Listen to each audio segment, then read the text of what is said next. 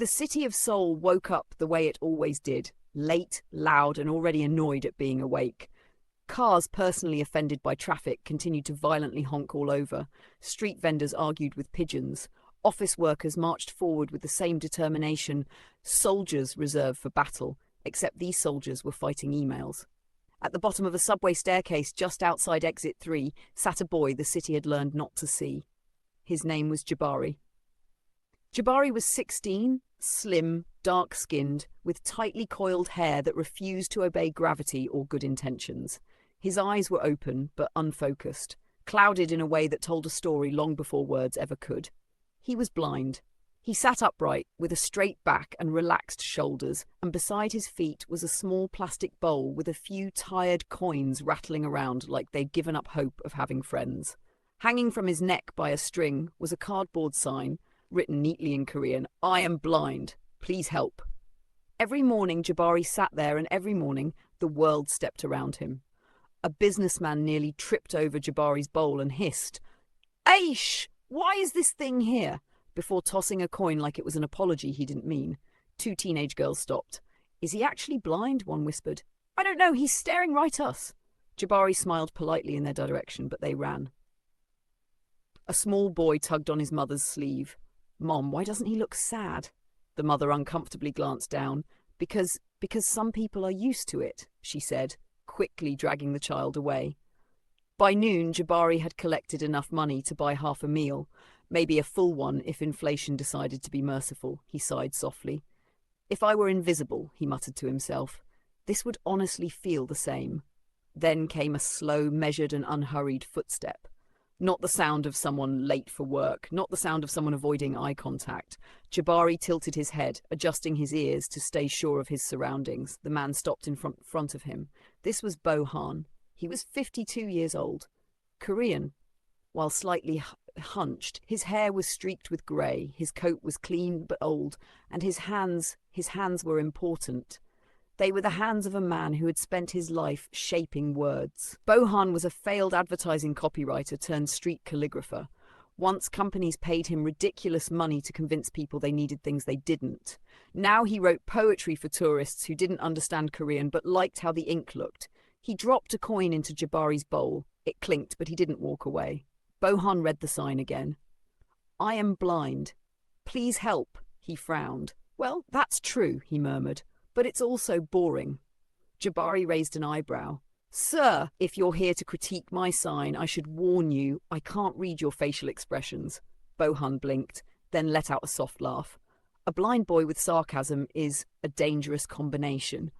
"I use humour," Jabari said calmly, "to distract myself from this situation." Bohan crouched down.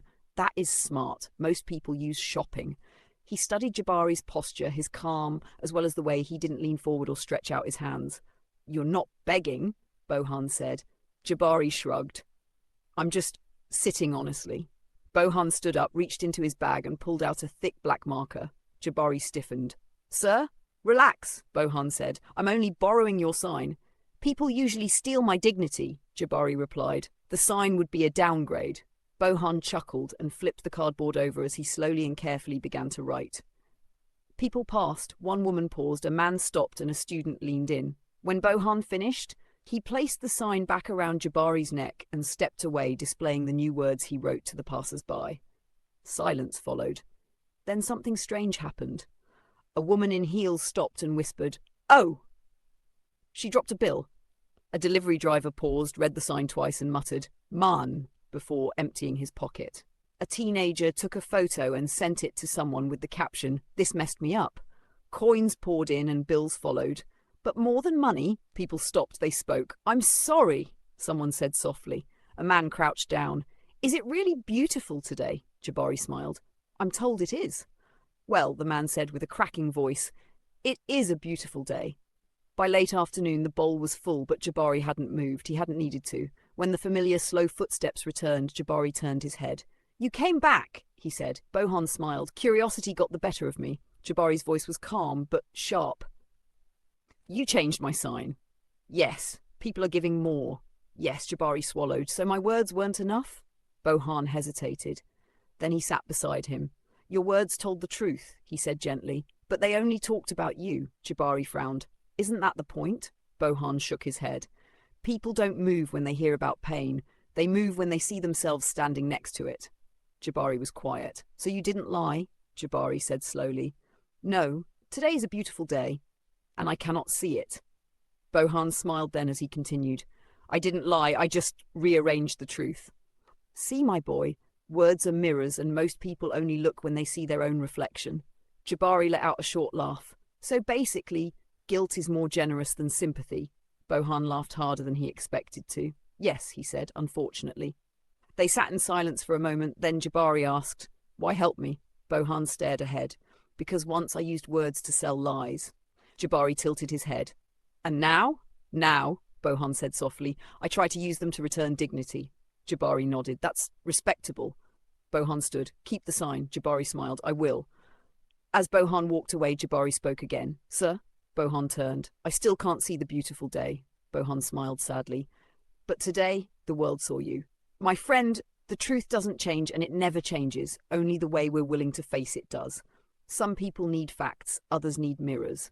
And sometimes the kindest thing you can give someone is not money, but a reason to remember how lucky you are to be able to see.